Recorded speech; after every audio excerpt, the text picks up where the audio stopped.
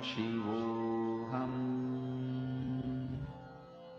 Om Nithyananda Paramashivoham. Om Nithyananda Paramashivoham. Om Nithyananda Paramashivoham. Om Nithyananda Paramashivoham. Om Nithyananda Paramashivoham. Om Nithyananda Paramashivoham. Om Nithyananda Paramashivoham. Om Nithyananda Paramashivoham. Om Nithyananda Paramashivoham. Om Nithyananda Paramashivoham. Om Nithyananda Paramashivoham. Om Nithyananda Paramashivoham. Om Nithyananda Paramashivoham. Om Nithyananda Paramashivoham. Om Nithyananda Paramashivoham. Mahamahavaagya, spiritual lullaby for samadhi, and Suprabhatam, wake up call, wake up song for Paramashiva. This Mahamahavaagya is spiritual lullaby for you to fall into samadhi. Suprabhatam, wake up song for Paramashiva to wake up in you. Just remember this one powerful cognition. This Mahamahavaagya puts me in samadhi. This is spiritual lullaby for samadhi, and Suprabhatam, wake up song for Paramashiva in me, for Paramashiva to manifest. With this one spiritual powerful cognition, chant this Mahamahavaagya.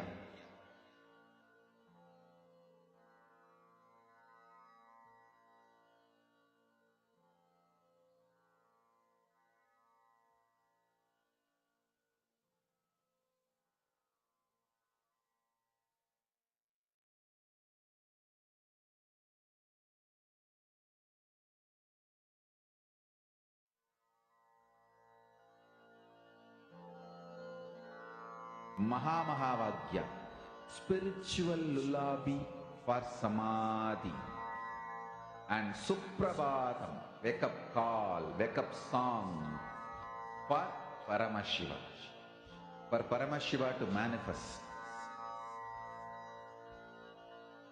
With this one spiritual powerful cognition, chant this Mahamahavaagya. Om Nithyananda. Paramashivoham.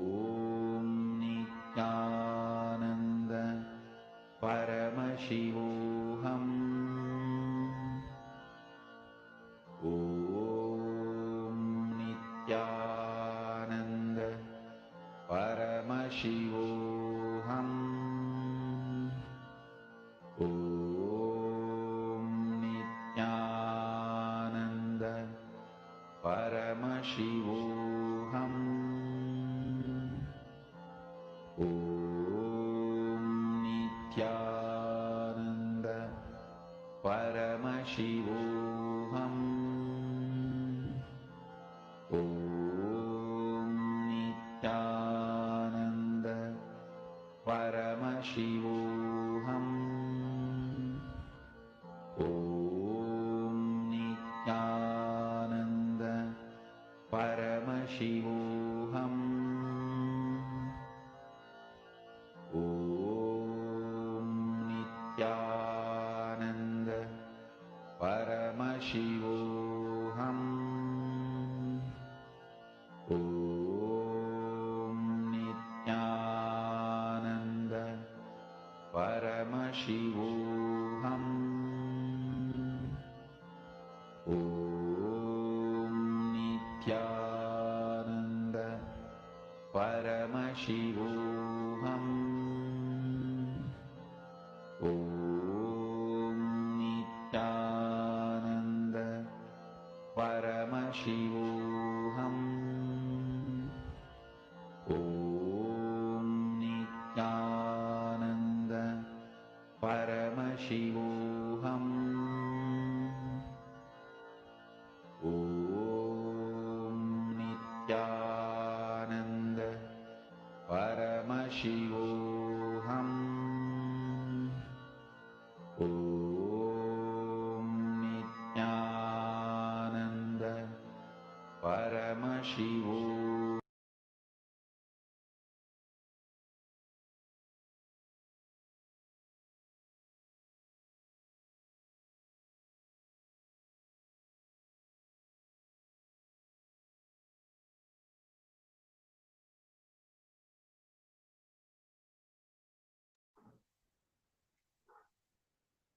Yes. Nithyanandam to all the participants and all the viewers who's watching us live right now. Nithyanandam to all of you. We compute all of you for the delay in the Nithyananda Yoga. We are facing some issues. So, with this, I request all participants now to settle down in your mats with your head, neck and spine in straight line. Bring the palms again in front of your heart, Namaskara Mudra. Close your eyes. Let's now start with the Sadguru Vandana.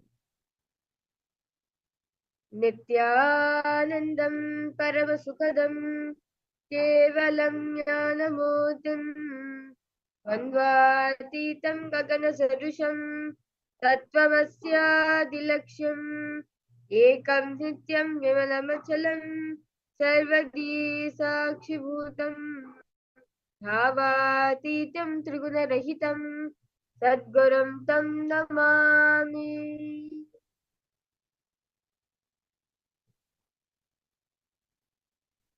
The next is the Shiva Mula Mantra, where we'll be chanting Om Ham Hom Shivaya Namaha 11 times internally. Om Ham Hom Shivaya Namaha. Om Ham Hom Shivaya Namaha. Om Ham Hom Shivaya Namaha. Om Ham Hom Shivaya Namaha. Om Ham Hom Shivaya Namaha. Om Ham Hom Shivaya Namaha. Om Ham Hom Shivaya Namaha. Om Ham Hom Shivaya Namaha. Om Ham Hom Shivaya Namaha. Om Ham Hom Shivaya Namaha. The next is the Tattvachamani, the ritualistic cleansing of your whole body. Now, request all participants to have the Panchpatram with you, with the Udharani, the traditional cup and a spoon filled with some fresh water. Now, making your right hand into the shape of a cow's ear, the Gokarna Mudra. Pour an Udhani of water with the Panchpatram and chanting the following mantras internally. Bring the water to the throat base of the palm. Om Atmadaktam Shodhayami Sudha. Om Vidya Tattvam Shodhayami Svadha. Om Shiva Tattvam Shodhayami Svadha. Wash your right hand. Do what touch the Panchapatsam. Now, with the tips of right hand, move the head from right to left of the lips. Chanting the following mantras internally. Om Hamritaya Namaha. Wash your right hand. With what touch the Panchapatsam. Now, with tips of right hand, index, middle, and ring finger touch above the upper lip and below the lower. Wash your right hand. With what touch the Panchapatsam. Now, with tips of right hand, index finger thumb join together. Touch your right nostril, left nostril. With tips of right hand, ring finger thumb join together. Touch your right eye, right ear, left ear. Wash your right hand. Do water for the Panchapatma. Now, with the base of the right hand thumb and little finger, touch the navel, right chest, left chest. With the right hand fingertips together, touch the top of the head, right shoulder, left shoulder, and your heart center.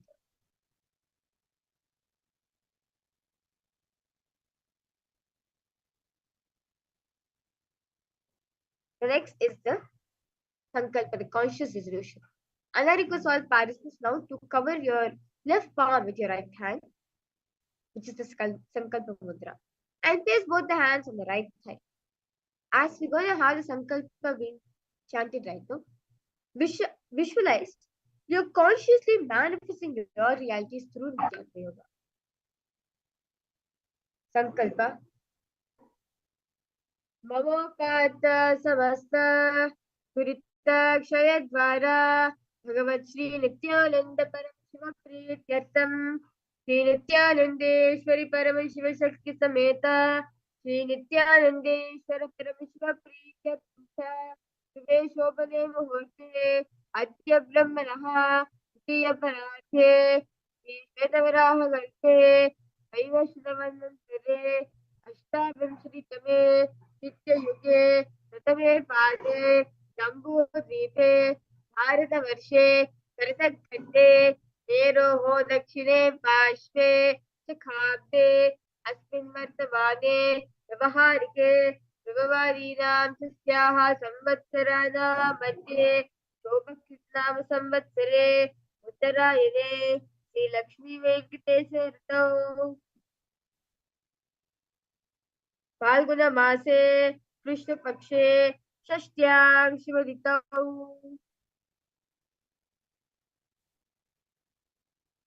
भानुमासयुक्तायां ज्येष्ठा नक्षत्र यातिपत योग करचकरण एवं गुरुविशेष विशिष्टायां अस्यां शिवरितौ श्री कैलासोन तद्वार शांत श्यामला पीठारूढ़ा श्री मीनाक्षी सुंदरेश्वराबिंद स्वरूप परशिवपुत्र रत्कुमार गुरुवन्दितुल्यावतार श्री पार्वती स्तन्यपान लब्ध दिव्य ज्ञान विष्टुत सकल निगमागम सारभूत द्राविड वेद प्रवक्तरे श्रीमत् परमशिव करुणा समधिगत मुक्ता में चतुर श्रियान गीयमान छत्र चावर श्री चिन्ह काहलादि समस्त बिरदावल्यनमुक्ता ज्ञान विज्ञान चक्रवर्ती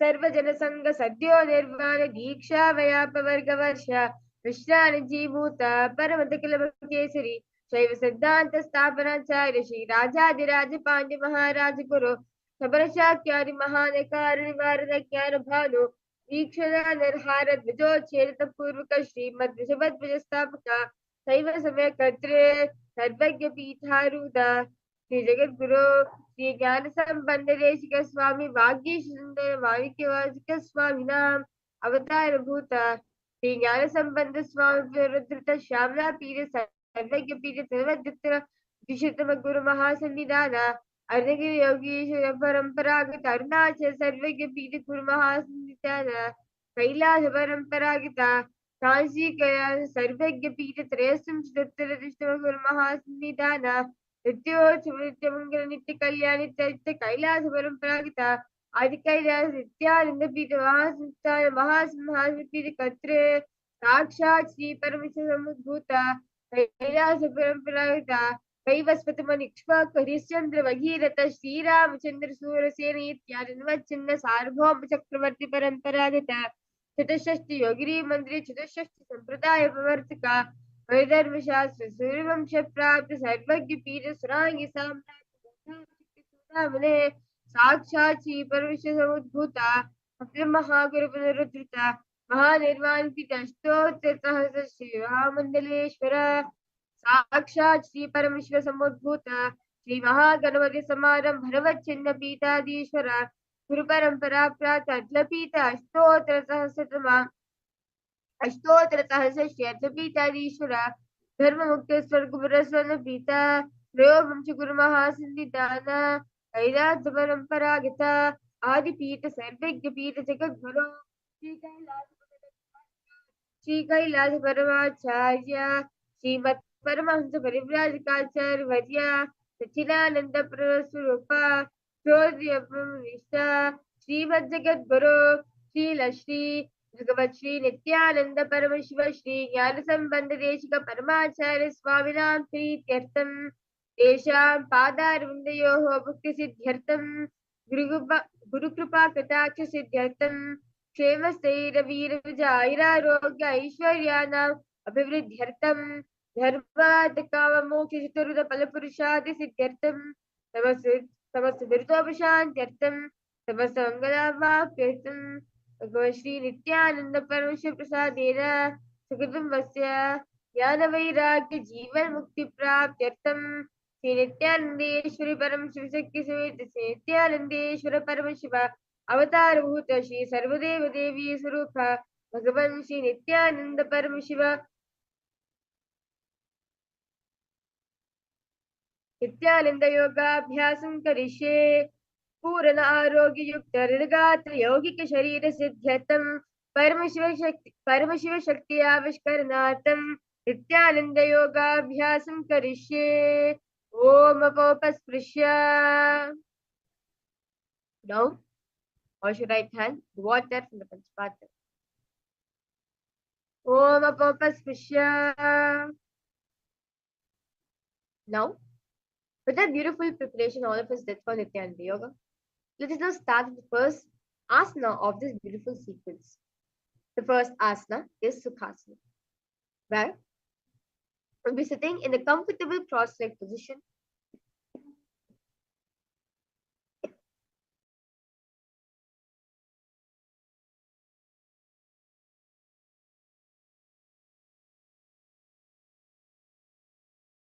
Yes, I'm sorry for that. Yes.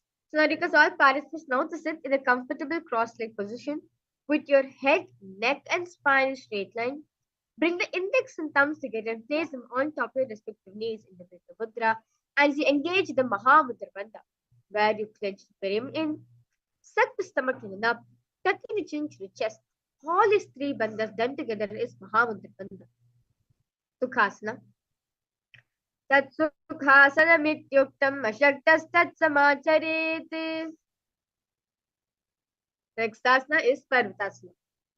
Now, bring the legs into the Padmasana position. Bring the palms together, raise them above the head in the Anjali Mudra. Keep the elbows straight, engage all three bandhas, visualize Mount Kailash in your inner space. Parvatasana. Atavakshe Mahadeva Parvatasana Mangalam. Now, bring the soles of your feet together in front of you. Hold the left hand by the right and place forehead on the ground by the heels. Now, engage in all three bandhas. Gaze at the nose, visualize Swamiji in your inner space. Alipavasana.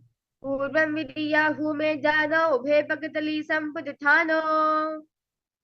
The next asana is Nagi Pavasana. Now remain the same position. Stretch the hands out in front of the feet and cup the palms, making a hollow in the Shambhavi Mudra. As you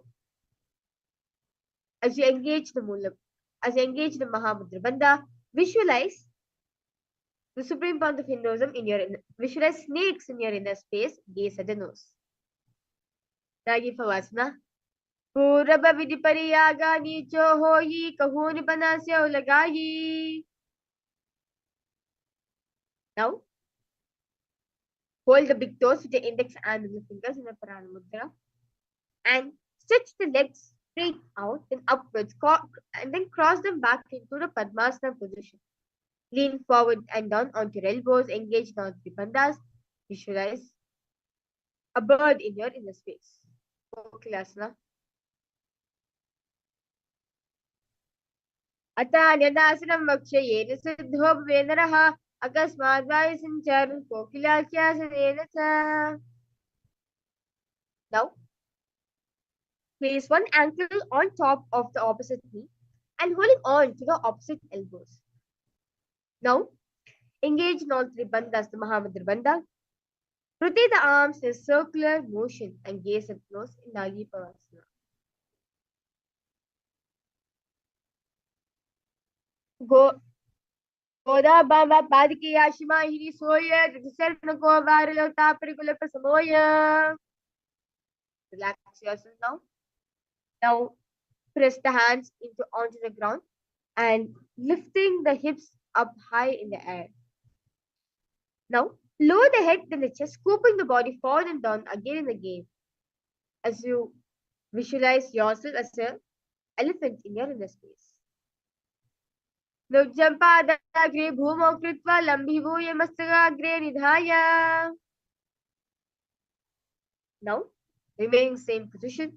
Stop the movement. Now stand alternate, pressing the heel of one foot into the ground and while lifting the other heel up. Repeating this again and again in Rikshasana. Ekam padama kunja gajasan kurya Rikshasanam bhakti. Now,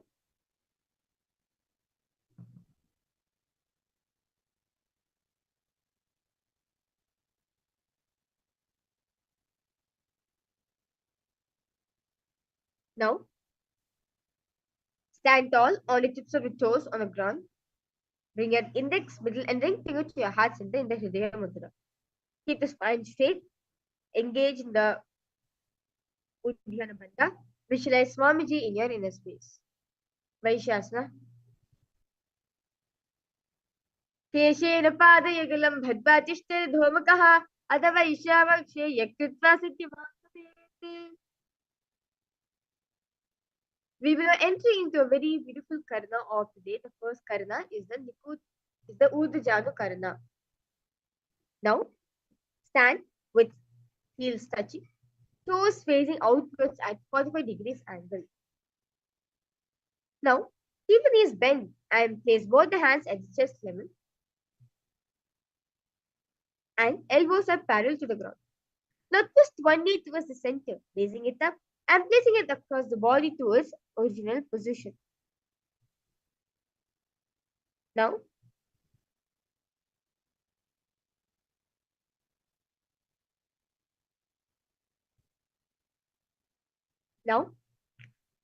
simultaneously, as leg raises now, follow the movement to respective hand, raising it up and placing across the body, repeating this on the other side.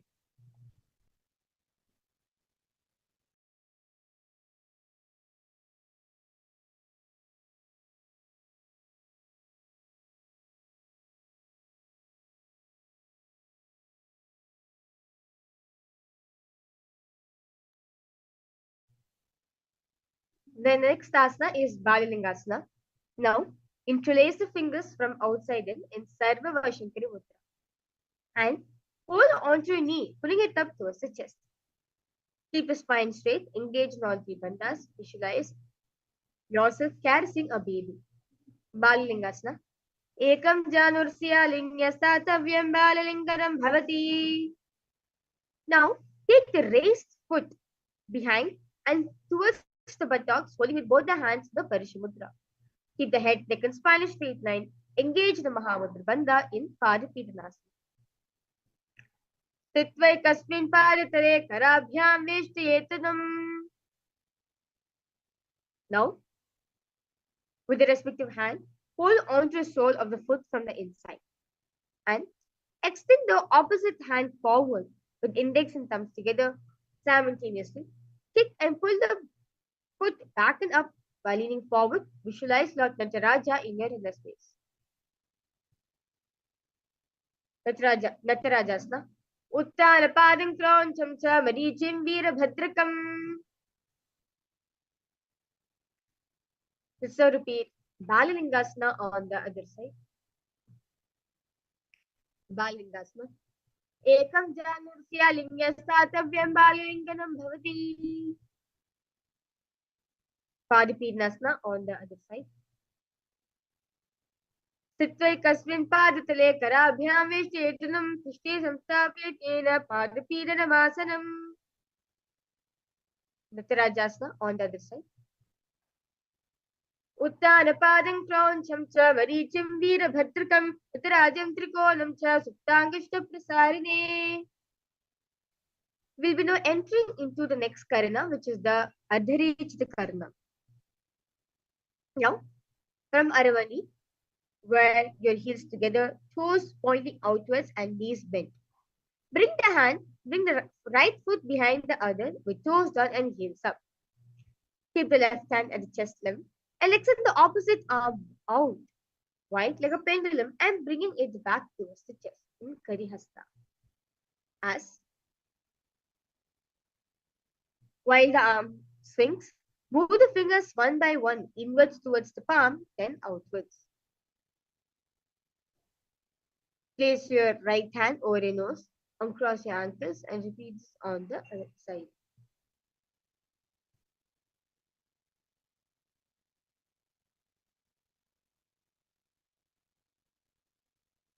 Now, we'll be entering into a very powerful meditation, which is the skeleton dance.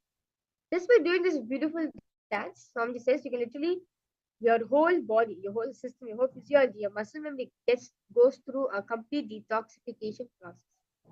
I now request all participants now to stand tall. Visualize yourself as skeleton. When nothing else is there in your body, nothing else you're made up of other than pure bones. And shake your body as intensely as possible in this karana.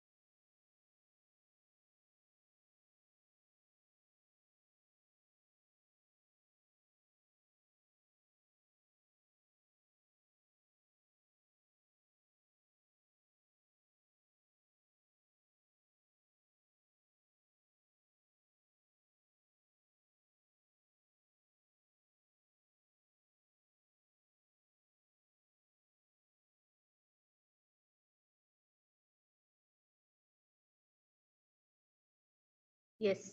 Now relax yourself. Inhale, exhale as fully as possible and as deeply as possible as you walk back and forth in your mat.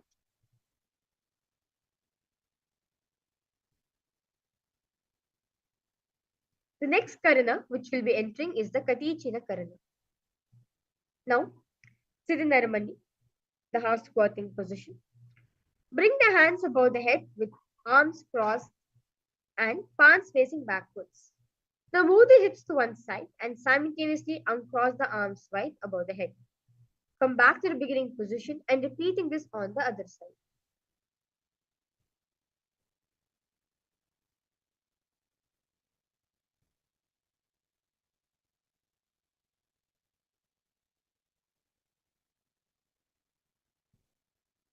Now, stand tall on the tips of the toes. Raise the hands up above the head, beside the ears in the Shambhavi Mudra. Engage in the Mahamudra Bandha. Visualize yourself as a palm tree. Tadasana. Mahamudra Bhadda Kono Tadasana Vibhedakan. Now, from standing position, lean forward and down, bring the hands flat on the ground. As you engage in Mahamudra Bandha, bring the forehead towards the knees. Uttanasana. Mahamudra Bhadda Kono Tadasana Vibhedakan.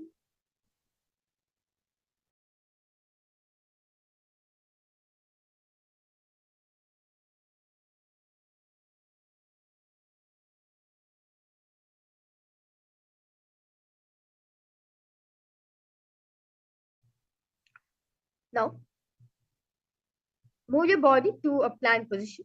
Tuck the chin to the chest as in Jayendra Bandha. Rotate the head from the side to the side. Tarakshvasana.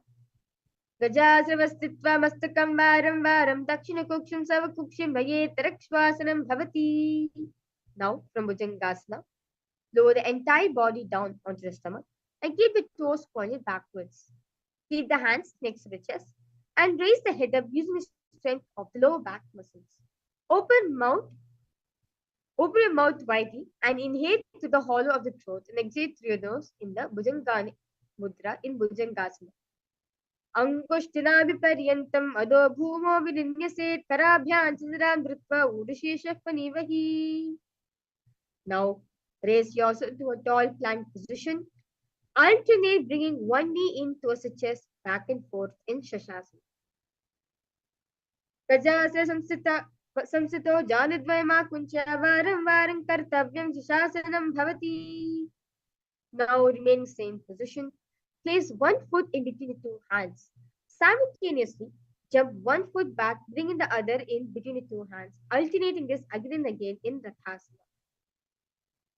Gajasana samsito ekekam param puromagena bhramitva kartavyam Rathasanam bhavati.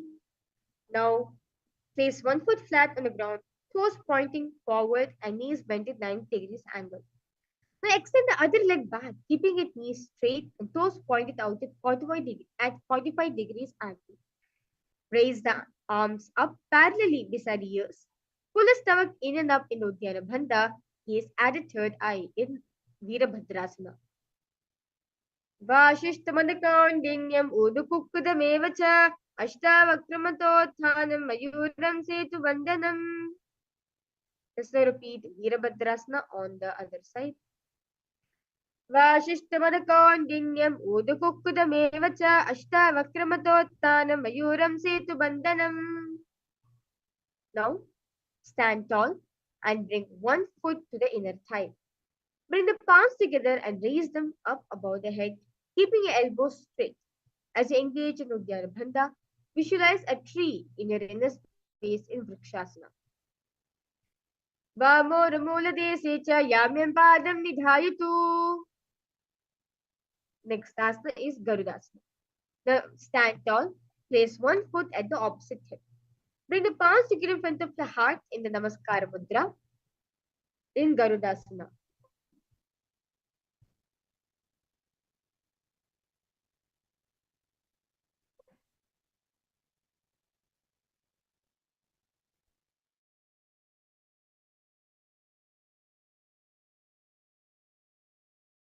Garudasana.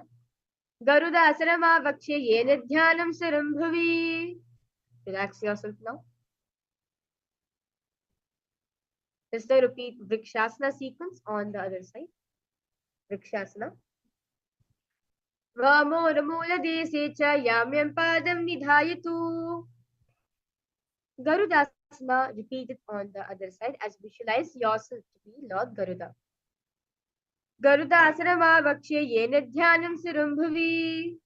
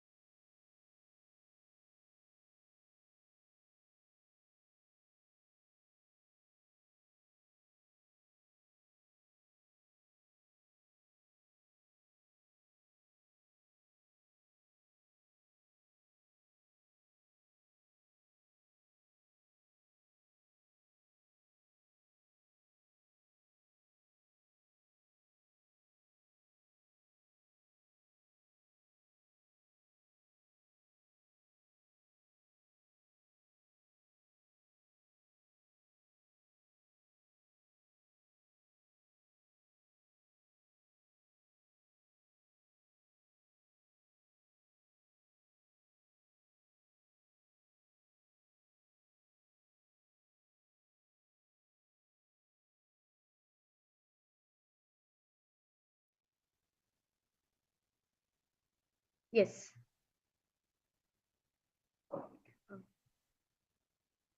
I complete all the participants for the interruption during the Nithyananda Yoga. We'll be resuming back to yoga right now.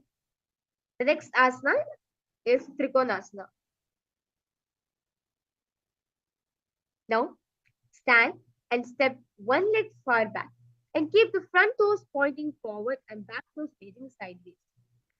Keep the arm straight and bring the front arm down towards the ground beside the foot, while the other arm is extended towards the sky. Visualize a triangle in your inner space in Trikonasana. Up. Uttanapadam crown samsa marichim veerabhadrakam. Let's now repeat Trikonasana on the other side. Uttanapadam crown samsa marichim veerabhadrakam. Next asana is we will entering to new karana, which is the Nikotaka karana. Now, sitting in Narumandi, the heart squatting position, bring the hands to the chest level and palms up parallel to each other. Now, lift one foot towards its toes and simultaneously switch between the toes. One goes up, other goes on the ground. As the simultaneously as the leg movement is being done, switch the position of the palm. So one goes up, other goes down in the Nikotaka karana. Now, lower on the tips of the toes, placing perineum on back of the hips. Keep the knees together, palms in front of the heart in Namaskar Mudra. Angushtasana. Kabanda asramityahu gorakshasram evacha. Now,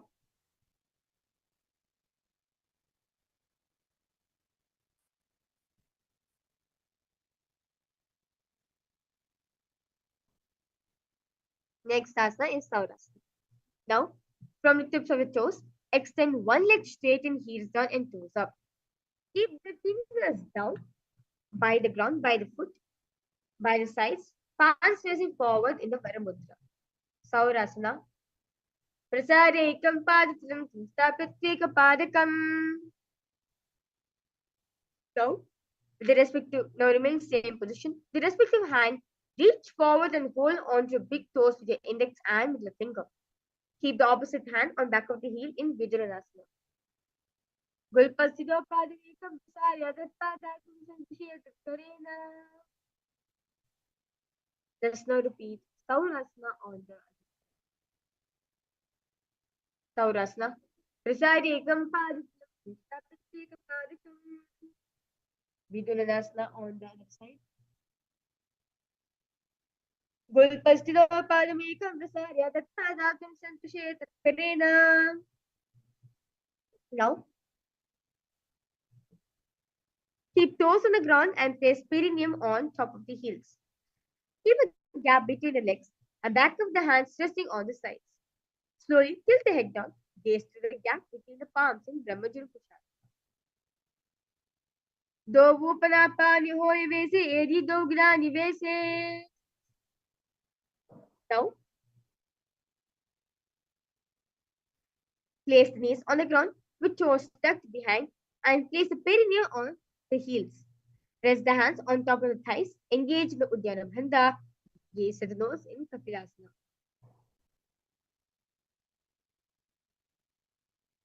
Ubhe pagatali samat herave tulko mahilikor milave. Now reveal same position. Switch the gaze to the third eye in Bhadrakorakasana. Let's now engage in the Mula Bandha where you clench the perineum in. Dovu pagatali sampad kare koravarali bhuparidhari. Now, sit with toes tucked and perineum placed on top of the raised heels. Knees out from the ground. Bring the thumbs and little fingers together, opening up the palms. And raise the arms straight up above the head. Gaze through the hole between the palms in Suryasana. Yedi dogudatriyane panapali bhedikapu nidane. Now, sit with toes back and perineum on the heels. Keep your hands on top of the knees and lift the tongue up on the roof of the mouth to Mandiki Mudra. As you visualize, you're catching nectar of immortality, dripping from your crown center, the Sahasrara chakra with your cross tongue. Mandukasana. Padatala Prishtareshe Angushte Dvech Sansprishet. Now remain same position. Keep the hands on the back, holding the head with the elbows. Uttanukurmasana. Mandukasana Madhyastan Kurprabhyam. Now, cross the ankles, sit on the feet, keep the knees wide open and spread the fingers on top of the knees. Now,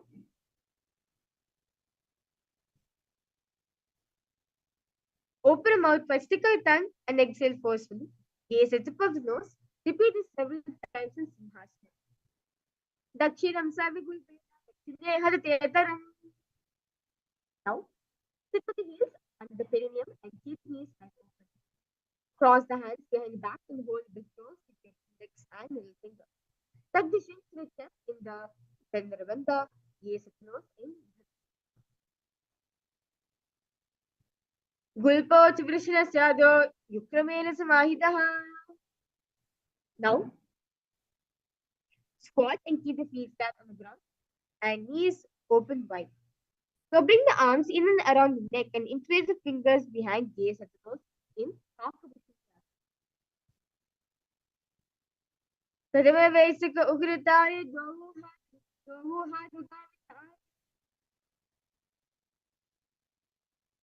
Now,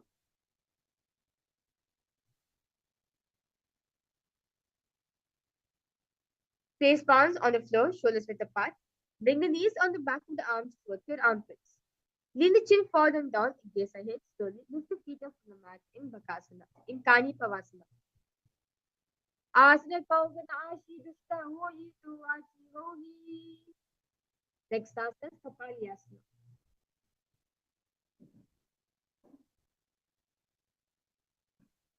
Now, place the hands on the ground, shoulders width apart. Bring the top of the head on the ground, forming a triangle between your hands and your legs. With your hands and your head. Bring the knees to the onto the elbows. Hips over the shoulders and straighten legs up. Gaze at the nose in Kapalyasana. Shisha Shisha Dhirti Teke Bhagdogo Milva Utakare. Now, relax yourself onto the ground. Squat and toes with legs together. Twist the body and place both the hands at one side and align the elbows with the knees and the hips. Now, lean onto the arms and balance extend the legs to the side, gaze at the nose in Paramashivoham. Mayuram Dandavat Kuryan, Mayuram Dandanamatam. There's no repeat. Paramashivoham on the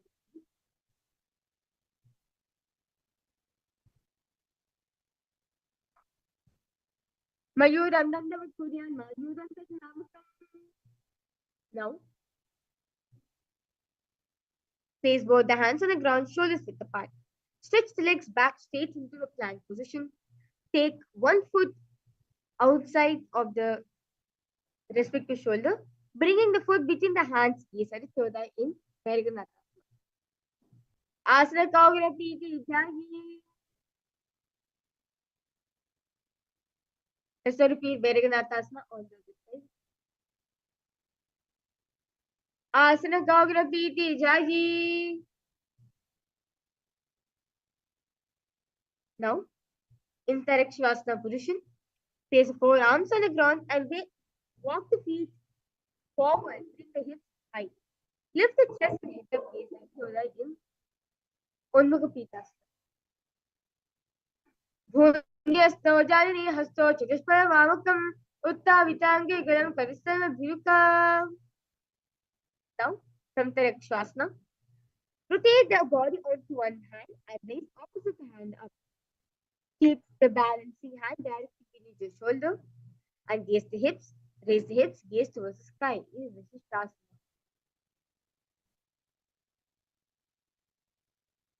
Udu Kukurava Shishta Marichi Halavasekam. Let's try to repeat.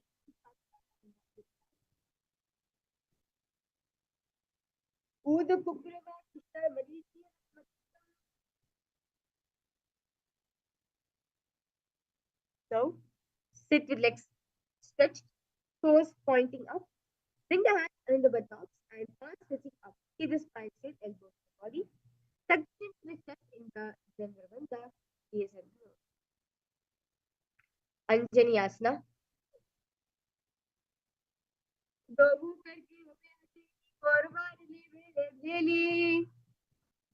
Now these forward and down on your thighs and head to the knees in Paschimottanasana. Where you hold the big toes, the index and the big finger. Janu Parilalatanto Paschimam Tam. Now, remain same position. Claps the hands behind the head and lean chest forward and down, bring the head to the knees. As you engage not with Bantas, himself. Visualize Goddess Kali in that inner space. Ugrasana.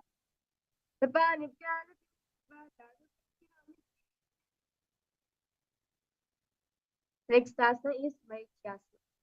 Now, sit with legs extended. Bring one heel to the groin and knee raised. Reach the arms in and around the knee and clasp the hands behind the back in the Shambhu Mudra. Bring the chest to the thighs and head to the knees in Marichyasana.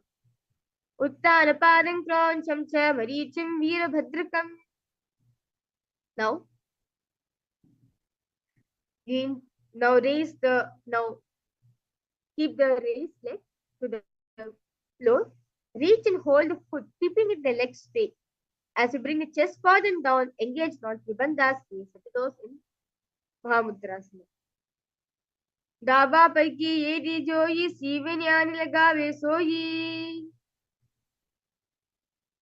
Let's now repeat Marichyasana on the other side.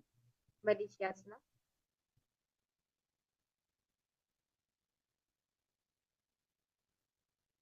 Uttana Padam Kroncham Cha Marichim Veerabhadrakam.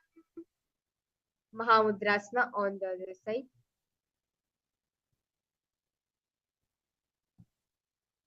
Mahamudrasana. Dava palki yedi joyi sivanyani lagave soyi. Now, sit and bring soles of feet together with heels close to the perineum.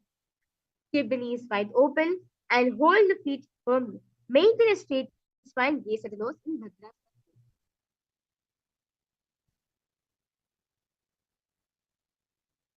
Gul Bhadrasana 2. Gulpo Javashnasya Daha Sivanya Pashokshipet.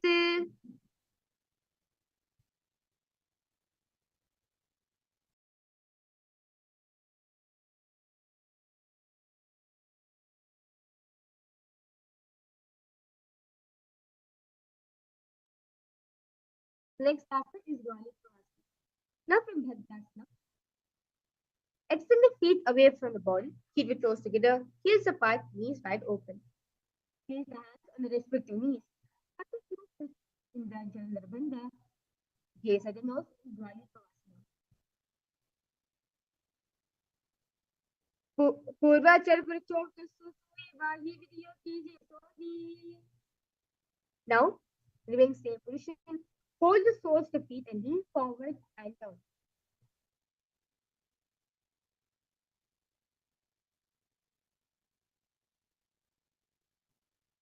Joni Asana.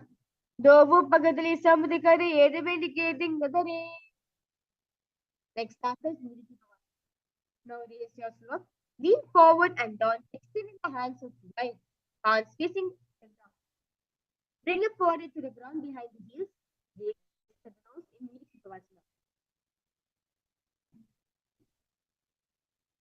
Puraba Vidi Paripakatali Sampurusho Yedi Vinirashi. Now, raise yourself up. Bring the arms below the shin and extend it down, keeping the palms up. Bring the forehead to the ground above the feet. Bring the toes near the throat. Gaze at the nose in Siddha Samadhi Asana. Dovu Pagatali Sambadikare Sole Meta Azami Dhare. Now raise yourself up.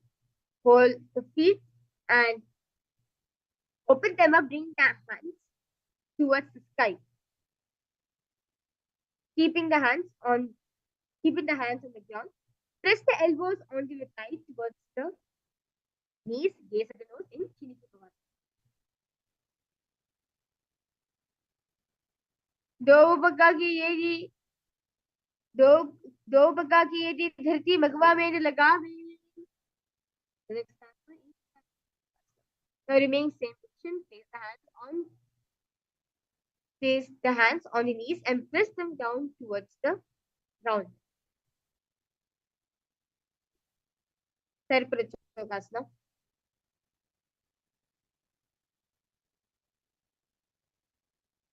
दो पकड़ी समतरे आगा में कर jar पसारे. Next asana is Bhairavasana. Now lift the heels up and bring the toes down onto the ground. Keep the knees on the ground. Engage in the Uddiyana Bandha. Place the hands on the respective knees with the index and thumb touching in the Bindu Mudra in Bhairavasana. Pulpo sampira cha nyonya vikramena kunchane. Next asana is Samanasana. Now sit with one heel at the perineum. Lift and hold the other foot, pulling the soles of the foot outside the hip. Now,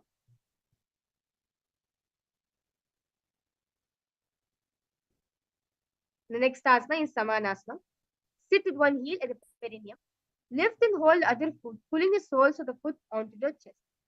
As you gaze at the third eye in Samanasana.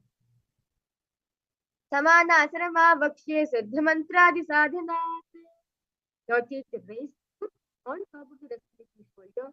Raise the other foot upwards and straight. Keeping the hands on the ground. To your side, gaze at the third eye. Apanasana. केवलम पार में कंसक चारों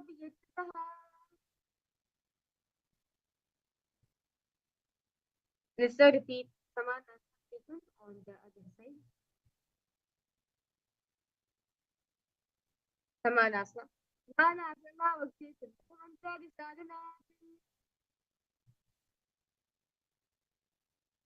Apanasana on the other side.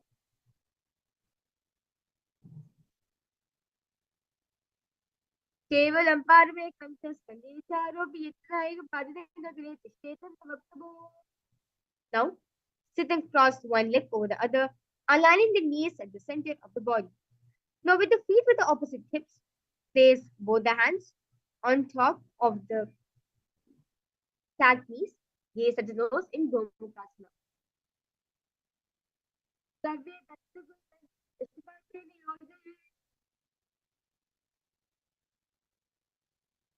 Now, remain the same position. Hold the big toes with your index and the finger as you relax your body, as you relax your shoulders. Engage in the Uddiyana Bandha prior to full stomach build up, gaze at the nose. Anushasana 2. Anushasana 1. दक्षिण को दो नीचो ताने वाम तक के ऊपर आने. Now,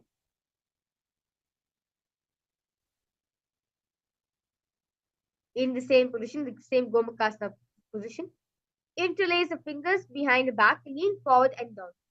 Bring the chin over the knees and touch the nose to the ground. Gaze at the nose in Suryasana 2.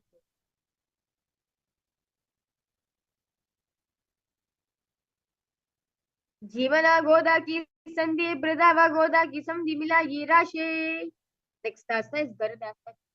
Now, sit on the ground with one heel pressed against the perineum and keep the opposite foot on the ground in front of the other. Garudasana 2. Dava Bhagmodi Yeji Mahilam.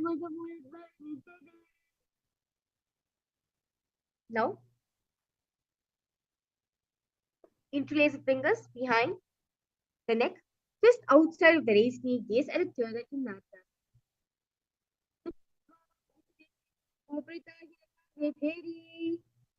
Now, Place one foot on top of the opposite thigh and wrap the respective arm around the knee, holding onto the opposite direction. Now extend the opposite hand straight and holding the toes with the index and middle fingers. Gaze at the nose in Matsupitapasana. Vamen Vamam Vishtantu Grihitam Matsupitam. Let's now repeat the Gomukhasana sequence on the side.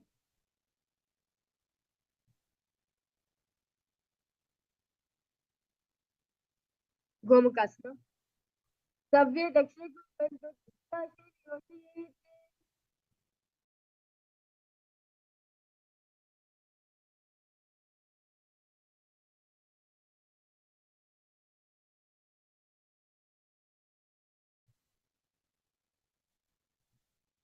Let's now repeat Anishtavan on the left. Dashina Godani Kotani Vamam Tati Uttarani. Anisha next to repeat it on the other side. Jivana Gota Kisaki Ubrekama Goda Kisam Kirna Yuras. Garuda two on the other side.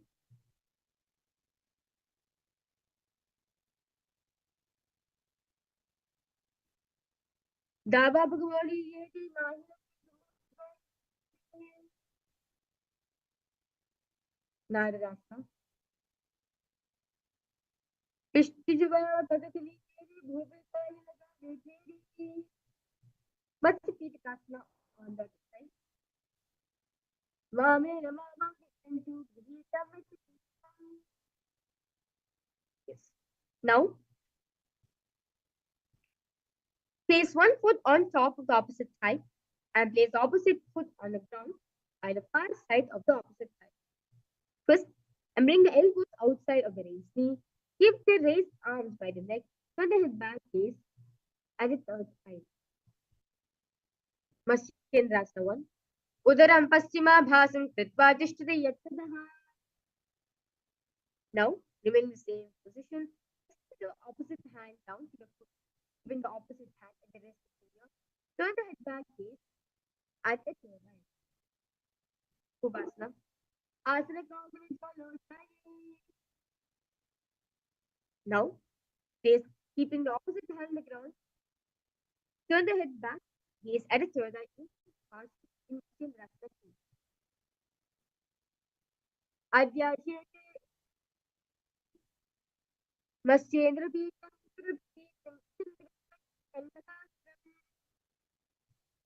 Let's now repeat Matsyendrasana 2 on the website. Matsyendrasana 1. Udara Bhasam Kritva Tishtati Yattadaha. Kubasana on the other side. Asana combination followed by. Matsyendrasana 2 on the other side. Vasyendra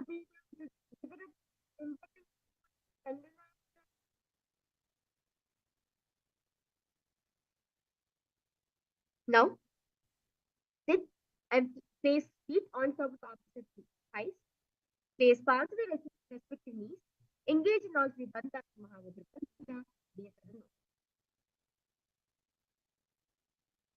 Asanam divitam proktam padmam vatyasam tatha. Next exercise is Padmasana. Now remain in a Padmasana position. Cross the arms and hold on to the toes with the index and middle finger. Gaze at the nose in Padmasana.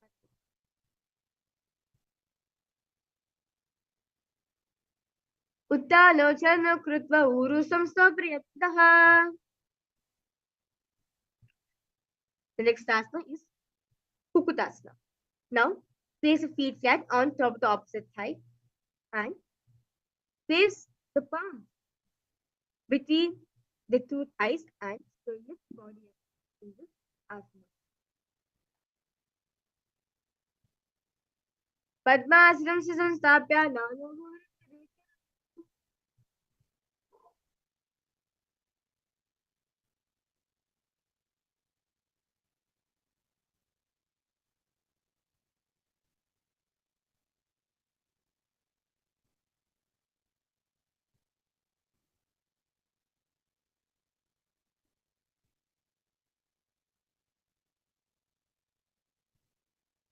Now, next asana is Bhadrasana.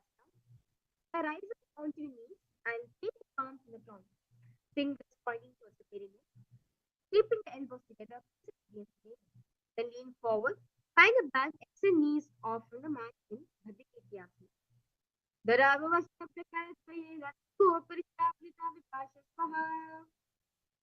Now,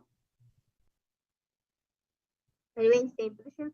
Extend the feet away from your body in Mayurasana. अथवा Akshay Mahadev मयूरासनम उत्तमम. Now, lay down on your stomach, with feet pointing outwards and forehead on the mat. Interlace the fingers behind the neck and hold in the Makarasana. Adhyashete hridam nidaya Now, place the hands on the ground beside the chest. Raise the legs up, bring the thighs off the ground in Salabhasana.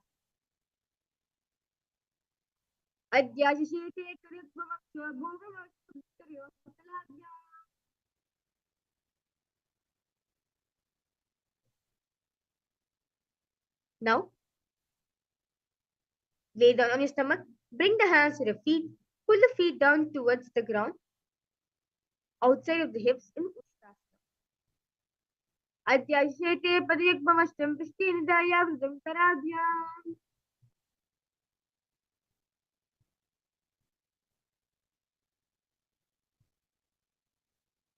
Now, remain the same position. Kick the legs back and up and simultaneously pull the feet towards the sky. Lift the chest off from the ground. Raise the head up using raise the head up, raising and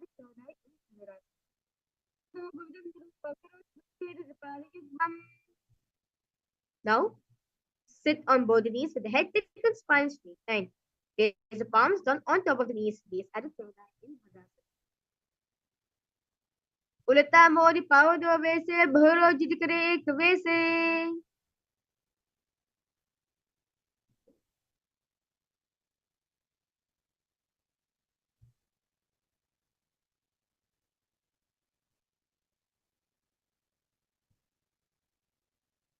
The next asana is Bodhi. Now, from knees, place forearms on the ground, interlock, elbows, shoulders with the back. Now, place top of knees on the ground, holding back of the head with the hands. So, walk the toes forward until the hips up, keeping your knees bent together.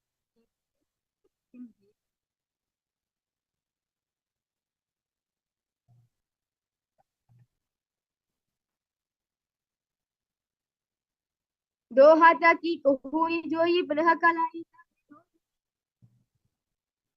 Now, remain the same position. Extend the feet out straight to the sky in Siddhasana. Viparitam mandalam chakyavihitam minaha.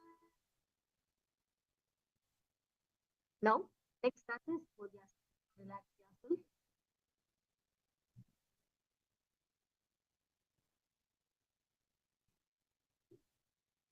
Next asana is Bodhyasana. Now, sit with hands behind the palm. Shift the legs up. Bring the forehead to the knee. To vertical position. Your legs is folded. दो हाथ बाराने गोदावरी का दिखाने. Next asana is Bhadrasana. Now, extend the legs up, out, and point the gaze angle. Keep the hands behind and hold on to the opposite shoulder. Keep the chest upright, legs straight, toes pointed in Bhadrasana. Uttar Shayanam Kritva Padam Lidva Prasarya.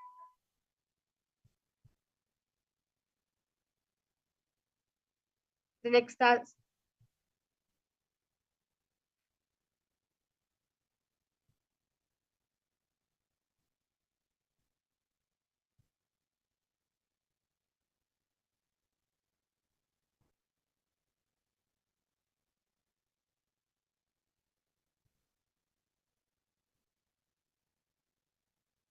Next starts.